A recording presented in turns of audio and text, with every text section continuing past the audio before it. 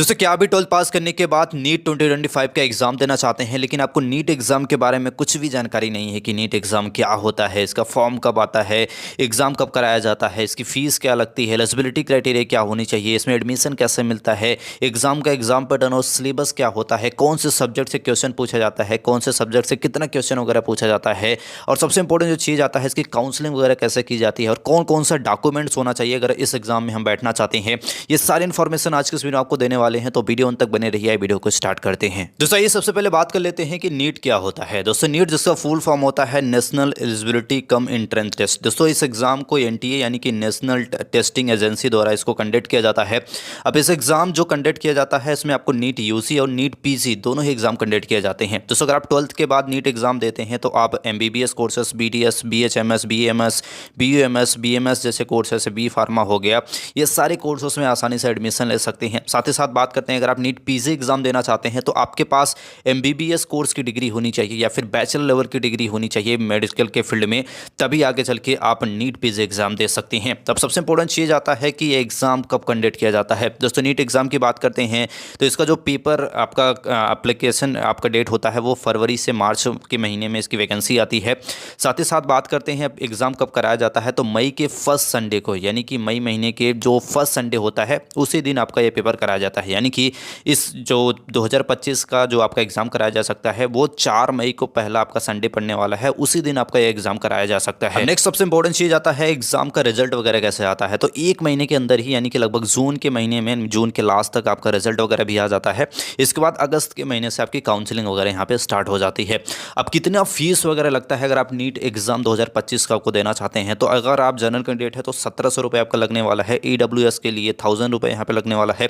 OBC के लिए 1600 रुपये लगने वाला है। एससी कैंडिडेट है या फिर पीडब्ल्यू स्टूडेंट है तो आपको यहाँ पे 1000 रुपये यहाँ पे फीस आपके लगने वाली है। अगर आप एक फॉरेन स्टूडेंट है और आप नीट एग्जाम देना चाहते हैं तो आपकी जो फीस लगने वाली है वो 9500 रुपये आपको यहाँ पे लगने वाली है अगर आप नीट एग्जाम देना चाहते हैं। अब पेपर के लैंग्वेज क्या होता है, यानी कि कौन कौन से लैंग्वेज में आप पेपर दे सकते हैं, बहुत सारे स्टूडेंट का ये क्वेश्चन रहता है। तो बात करते हैं ये पेपर जो आपका कराया जाता है वो हिंदी और इंग्लिश दोनों ही लैंग्वेज में होता है, तो किसी भी लैंग्वेज को यहाँ पे आप चूज कर सकते हैं। नीट एग्जाम देने के लिए एलिजिबिलिटी क्राइटेरिया आपके पास क्या होनी चाहिए, काफी इंपॉर्टेंट है और आपको जरूर पता होना चाहिए। तो सबसे पहले तो आपका अगर आप 12th की पढ़ाई कर रहे हैं फिर भी आप नीट एग्जाम 2025 एग्जाम दे सकते हैं। साथ ही साथ अगर आपने 12th पास कर लिया है या फिर आप ग्रेजुएशन कर रहे हैं, कोई भी कोर्स कर रहे हैं, आप आसानी से इसमें आप बैठ सकते हैं। अब बात करते हैं इसके लिए परसेंटाइल वगैरह की जरूरत पड़ती है। अगर आपका 12th में 50% है या फिर आपका ईडब्ल्यूएस स्टूडेंट है तो आपका 50%, इसके साथ पीडब्ल्यूडी वाले स्टूडेंट के लिए 45, और जो अदर स्टूडेंट होते हैं उनका 40% कम से कम 12th में यहाँ पे होना चाहिए। अगर आपका 12th पास नहीं है तो आपके 10th के अकॉर्डिंग ही यहाँ पे आपका देखा जाता है परसेंटेज वगैरह। इसके साथ साथ सबसे इंपॉर्टेंट चीज़ आता है आपकी एज लिमिट, जो आपकी उम्र होनी चाहिए वो 17 वर्ष से अधिक होनी चाहिए। यानी कि जो आप अगर 2025 का नीट एग्जाम देना चाहते हैं तो आप 31 दिसंबर तक आपका 17 साल कंप्लीट हो जाना चाहिए, तभी आप नीट एग्जाम 2025 में बैठ सकते हैं। अब सबसे इंपॉर्टेंट चीज़ आता है कौन से सब्जेक्ट से आपका क्वेश्चन वगैरह इसमें पूछा जाता है। तो बेसिकली इसमें आपको फिजिक्स, केमिस्ट्री, बायोलॉजी और इंग्लिश सब्जेक्ट आपका यहाँ पे 12th में होना कंपलसरी होता है। दोस्तों 12th जो आपका होना चाहिए, फिजिक्स, केमिस्ट्री, बायोलॉजी सब्जेक्ट तो होना ही चाहिए, साथ ही साथ इंग्लिश होना चाहिए। इंग्लिश सब्जेक्ट यहाँ पे कंपलसरी होता है। इंग्लिश आपको आए या फिर ना आए लेकिन आपका इंग्लिश सब्जेक्ट 12th में आपका होना चाहिए। तो ये कुछ एलिजिबिलिटी क्राइटेरिया होती है अगर आप नीट 2025 का एग्जाम देना चाहते हैं। नेक्स्ट सबसे इंपॉर्टेंट चीज आता है आपका डॉक्यूमेंट्स। क्या क्या डॉक्यूमेंट्स आपके पास यहाँ पे होने चाहिए। सबसे पहले आता है आपका फोटो। आपके पास पासपोर्ट साइज फोटो होना चाहिए जिसका बैकग्राउंड जो होना चाहिए वो वाइट बैकग्राउंड होना चाहिए। साथ ही साथ आपके फोटो पे आपका डेट वगैरह होना चाहिए। फोटो का डेट, जब आपका फोटो का जब आपने बनवाया है फोटो को, उसका डेट यहाँ पे फोटो के नीचे आपका होना चाहिए। साथ ही साथ आपका नाम भी होना चाहिए। नाम कहाँ से होना चाहिए, जो आपकी मार्कशीट में नाम है वो आपका नाम होना चाहिए। इसके साथ साथ जिस भी डेट को आपने फोटो को बनवाया है उस डेट आपको वहाँ पे होना चाहिए, तो ये आपको ध्यान रखना है। साथ ही साथ मार्कशीट वगैरह आपकी होनी चाहिए। अगर आप 12th पास कर चुके हैं तो आप 12th की मार्कशीट लगा सकते हैं या फिर आप 10th की भी यहाँ लगा सकते हैं। इसके साथ साथ बात करते हैं आपके जो कैटेगरी सर्टिफिकेट होना चाहिए, ये भी आपके पास होना चाहिए और 1 साल के अंदर का बना हुआ होना चाहिए जो आपका कैटेगरी सर्टिफिकेट होना चाहिए। आगे चल के तभी आपको यहाँ पे छूट वगैरह मिलती है। साथ ही साथ आपका सिग्नेचर हो गया, आधार कार्ड जिसमें आपका फोटो वगैरह होना चाहिए।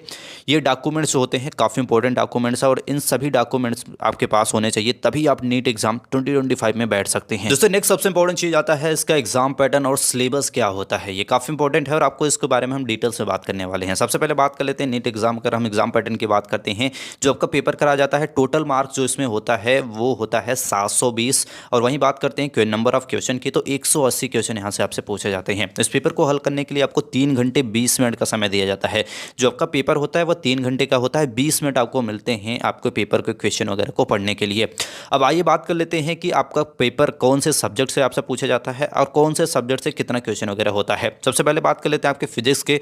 तो फिजिक्स आपके 2 सेक्शन में क्वेश्चन आपसे पूछे जाते हैं। सेक्शन 1 में आपसे 35 क्वेश्चन पूछे जाते हैं, जिसमें आपको 140 मार्क निर्धारित होते हैं। सेक्शन बी में आपके होते हैं 15 क्वेश्चन, जिसमें से सिर्फ आपको 10 अटेम्प्ट करना होता है और आपको 5 यहाँ पे नहीं अटेम्प्ट करना होता है, और इसमें आपको 40 मार्क निर्धारित होता है।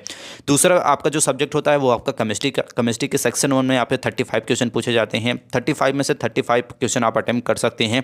वहीं बात करते हैं 140 मार्क यहाँ पे निर्धारित होता है। केमिस्ट्री की बात करते हैं, केमिस्ट्री के आपके सेक्शन बी में 15 क्वेश्चन पूछे जाते हैं, जिसमें से आपको 10 अटेम्प्ट करने होते हैं और इसके लिए आपको मिलते हैं 40 मार्क। दोस्तों नेक्स्ट आता है आपका बॉटनी का। दोस्तों बायोलॉजी के आपके 2 यहाँ पे पार्ट में डिवाइड कर दिया जाता है, बॉटनी और जूलॉजी। सो बॉटनी के सेक्शन 1 में आपके 35 क्वेश्चन पूछे जाते हैं, जिसमें 140 मार्क निर्धारित होता है। बॉटनी के सेक्शन बी में भी आपको 15 क्वेश्चन पूछे जाते हैं, जिसमें से आपको सिर्फ 10 अटेम्प्ट करने होते हैं। और दूसरा जो पार्ट होता है आपका जूलॉजी का, उसमें भी सेक्शन ए से आपके 35 क्वेश्चन पूछे जाते हैं, और जो आपका जूलॉजी का सेक्शन बी होता है उसमें भी 15 क्वेश्चन पूछे जाते हैं, जिसमें से आपको 10 क्वेश्चन अटेम्प्ट करना होता है। तो टोटल नंबर ऑफ क्वेश्चन जो आपके होते हैं 180 होते हैं। 720 मार्क आपका टोटल होता है, और पेपर को हल करने के लिए 3 घंटे 20 मिनट का समय दिया जाता है। यानी कि 3 घंटे आपको पेपर हल करने के लिए और 20 मिनट मिलता है आपको पेपर को पढ़ने वगैरह के लिए।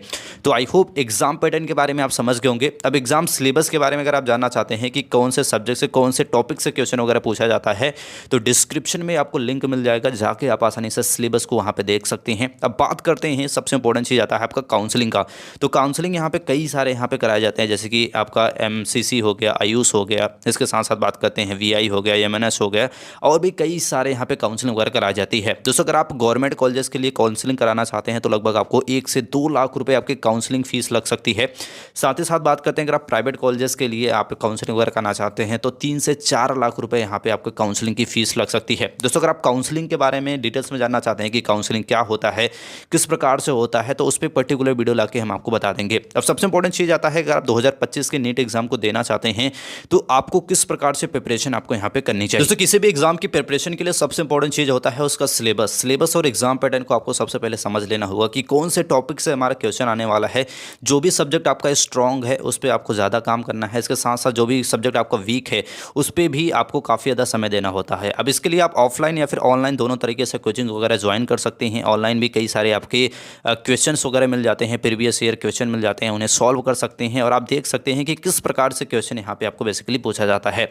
इसके साथ साथ आप चाहें तो आप कोई भी ऑफलाइन क्लासेस जो वहाँ पे होती हैं या फिर ऑनलाइन क्लासेस होती हैं, जो भी सब्जेक्ट में आप वीक हैं उसके लिए आप कोचिंग वगैरह भी ज्वाइन कर सकते हैं। तो इस प्रकार से बेसिकली आप एग्जाम की तैयारी कर सकते हैं। एग्जाम की प्रिपरेशंस के बारे में अगर आप डिटेल्स में वीडियो चाहते हैं तो उसके बारे में भी कमेंट में बता सकते हैं। आई होप नीट एग्जाम 2025 के बारे में सारी इन्फॉर्मेशन जो दी है आप समझ गए होंगे। वीडियो से कोई भी क्वेश्चन हो, डाउट्स हो, आप कमेंट हमसे पूछ सकते हैं। और इसे जानकारी के लिए चैनल को लाइक और सब्सक्राइब जरूर कर ले। मिलते हैं नेक्स्ट वीडियो में, तब तक के लिए जय हिंद।